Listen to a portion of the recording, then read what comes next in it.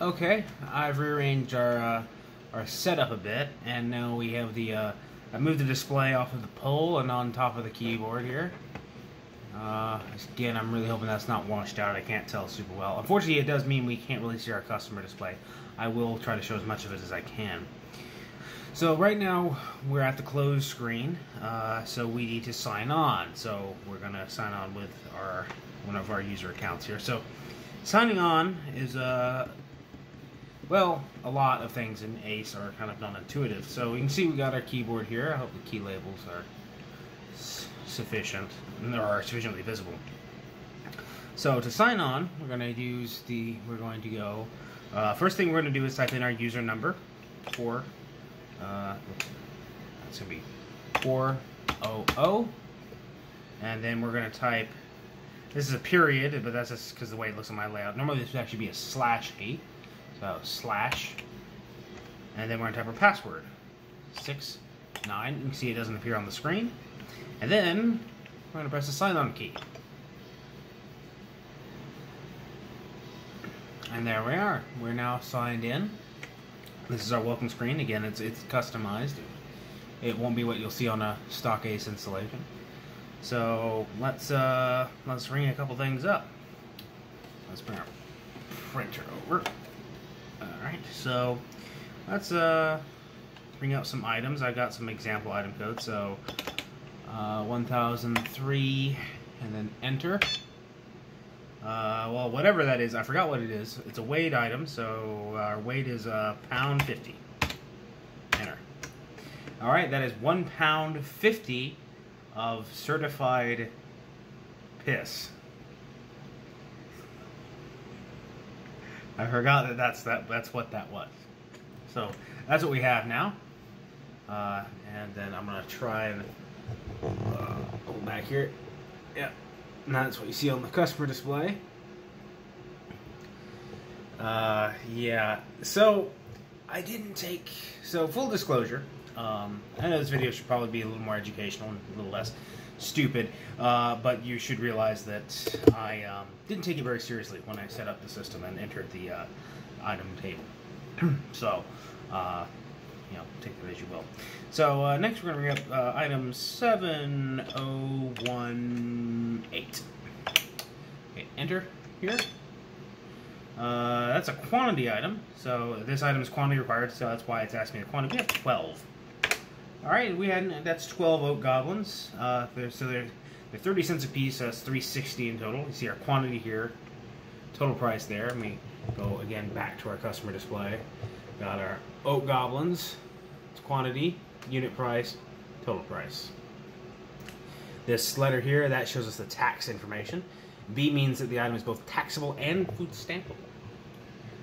So you can use your food stamps on on your piss. Yeah. God, I'm a fucking child. Okay.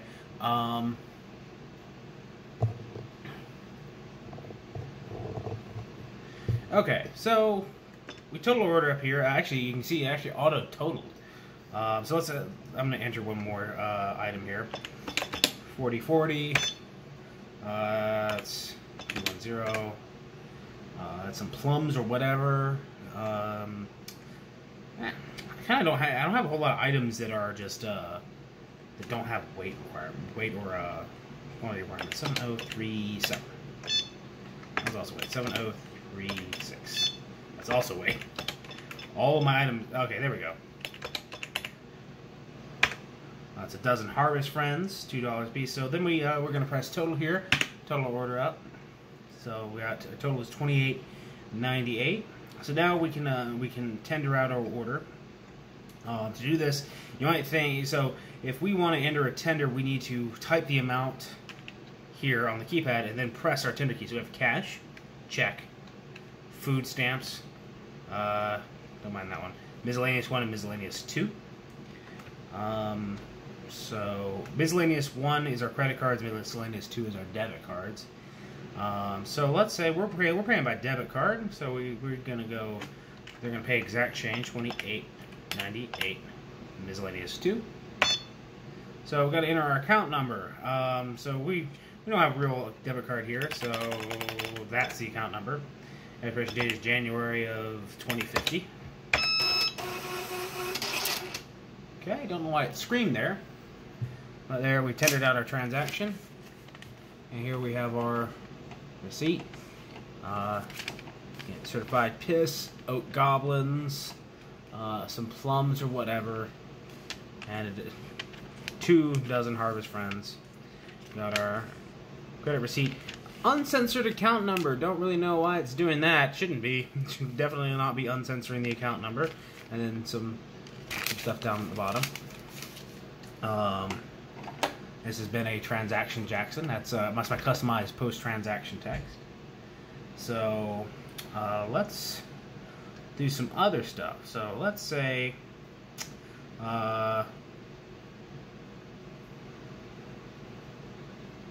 let's do a food stamp transaction, because why not? So we're gonna bring out some bananas, some avocados. That's not avocados, that's limes. Interesting. Okay. Oh, I really hope all this isn't focused, because I cannot tell looking at the screen. Okay. So, to get our food stamp total, so this is our total, but you see, you have tax on here, so you're going to hit food stamp total.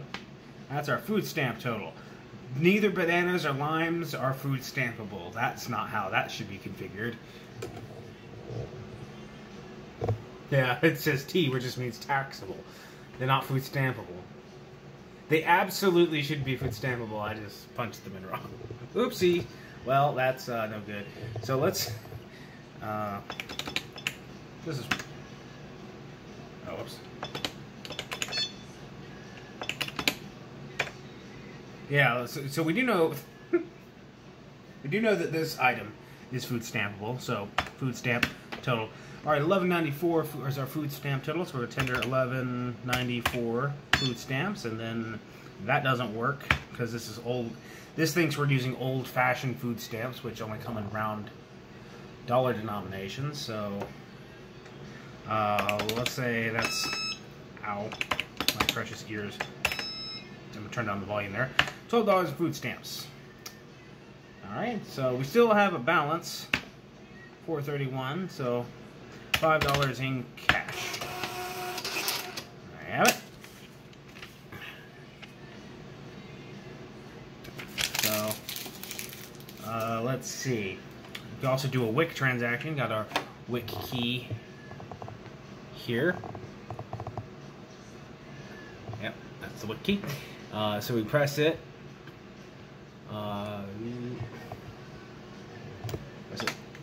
Bizarrely, it does make you press it twice, even though it's not. I don't really know why, but oh no, it's Wic ready to transact. Okay, so now we can bring up stuff. So I do not remember what items I said is Wic items, if I even set any. So we're gonna do bananas, 2 pounds of them. That's not a Wic item. We are going to override enter. So we've overridden, and now they are a Wic item. Total. Okay. Wic is supposed to be tax exempt, so we do a food stamp total, and that doesn't work because bananas aren't. Wow, I really rehearsed this well. We're just gonna void. All right, so we have screwed up, so we're going to void our transaction, which means we're gonna hit void total. That's it. That transaction is void. It's gone. Okay. So. Let's just bring up some meat here. This is a department key, so if I hit it, it asks me the price. But I can also, so I can either hit it, type the price, press enter, or I can just type the price and press meat. So now you got some meat. So we got a coupon on our meat, so $2. So oh wait,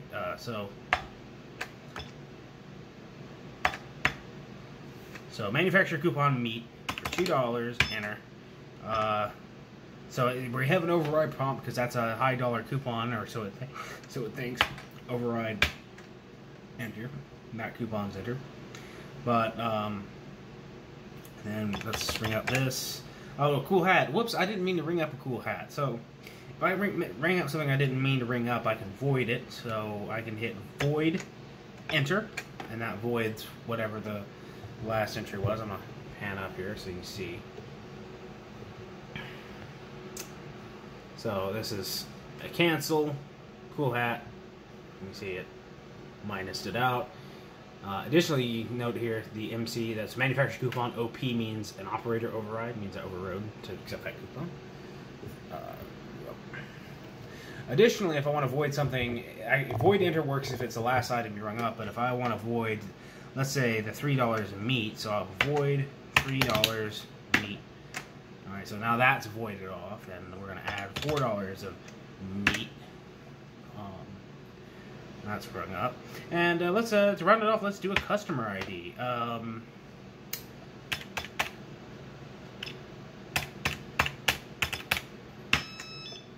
didn't do that right. Huh. Oh, that's because I'm a colossal moron and I'm hitting the total key instead of the enter key, which is why it's giving me an error.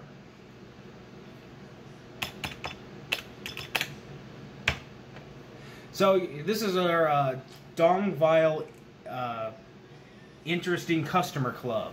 This is our Dick customer, and his name is Nixon. So he's now rung up on the transaction so he'll get his cool points. So he's $12, and we've got a $12.84. So we can enter so when we're tendering, we can either enter the amount, or I can just come over here and just push a button. And it says repeat tender key or press clear. It's not very clear what that means. So if you just double tap a tender button, it just assumes that you're tendering exact change. So we can enter our account number, our expiration date, and Mr. Nixon has used his Visa. So we got our transaction here. Cashier, store header, cashier name, our items. So the voided items, so I have the post-print option enabled in ACE, and so as a result, any items that I voided have been cleaned up and removed from the receipt. If you don't enable that option, you will get a raw receipt with all the misentries and stuff like that. Transaction. Down here you got our trailer, which is different because we rung up we appreciate your loyal patronage, Nixon. Thank you. Okay. Oh yeah, and we have our customized. We appreciate customer loyalty. I did not customize that message. That is ACE's default. So last thing here, just doing some fooling around here. This is nothing formal. I'm going to ring up a transaction and we're going to suspend it. So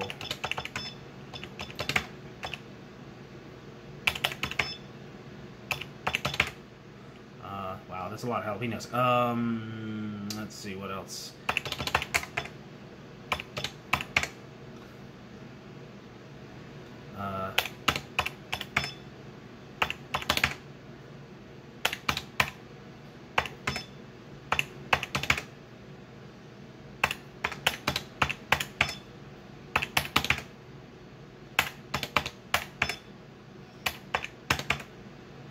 Okay, so we got here our rung up some items, total it.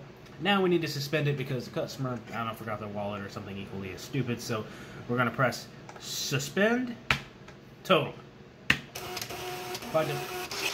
By default, suspending a transaction requires an override, but I've changed it so that it does not. So we got our receipt here. Looks like a normal receipt, but right down at the bottom you have our transaction suspended. You got this nice barcode, which if we had a barcode scanner, I could scan it and instantly recover the transaction, but we don't. So instead we have to use a retrieval number, which is our terminal number / the transaction number. So to retrieve that transaction back, we go retrieve 420, our terminal number, /40, our transaction number, enter. And bada bing, bada boom, the transaction is back. I'm going to flip up here. So we're going to tender it out. Just going to do exact change in cash. So cash Oh, whoops. Total. Even though it shows a total, it's not actually totaled. Cash, cash. There you have it. So, that's some transacting. So, let's do a couple of, to round it out here, let's do a couple of non-sales things. So, I want to see how much cash is in my cash drawer. Now, there's not a real cash drawer, but we've rung up some transaction with cash, so let's get an idea of how much money should be in there. So, to do that, go no sale, cash. That's not something that normally takes any time, but we get a report here of our till contents. So we should have $3,983 in the drawer, along with a penny, and along with those other forms of currency. Should be a total of a little over $4,000 in our thing. So that's too much money to have out. So let's do a pickup. So we're gonna go. I'm gonna do a no sale total here. That gives us a listing of all the functions we have available. So you can see all the special modes. Customer checkout is a normal checkout process. You don't actually have to manually start it. You can if you really want to, but that's not necessary. So we're going to do Cashier Pickup. So I'm going to do 4 sign on, key pickup amount. So let's pick up most of that cash. Let's pick up $3,800 cash. And that's all we really need to get. So total it. I'm going to hit a limit check, so we're going to need to do a manager override. Unfortunately, I have the key disabled currently, so otherwise the key would be required. There you have it. That's our pickup. So now we do another no sale cash. It says there's only a little $183 in the till.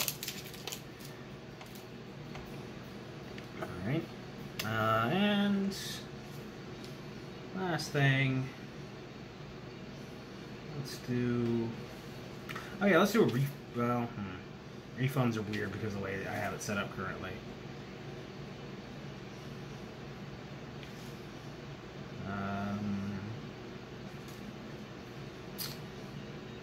One last thing.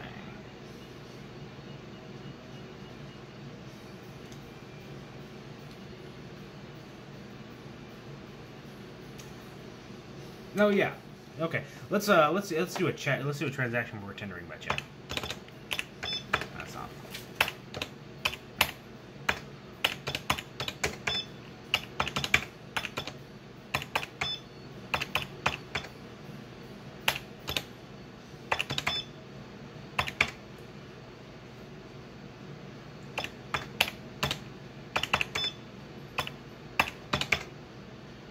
Okay.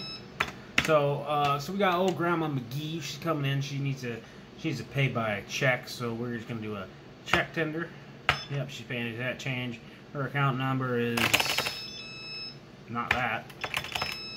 Or that. Can't type too quickly. Oh Christ! Wow, I can't fucking type. It must know if you push 2 keys at the same time and give an error.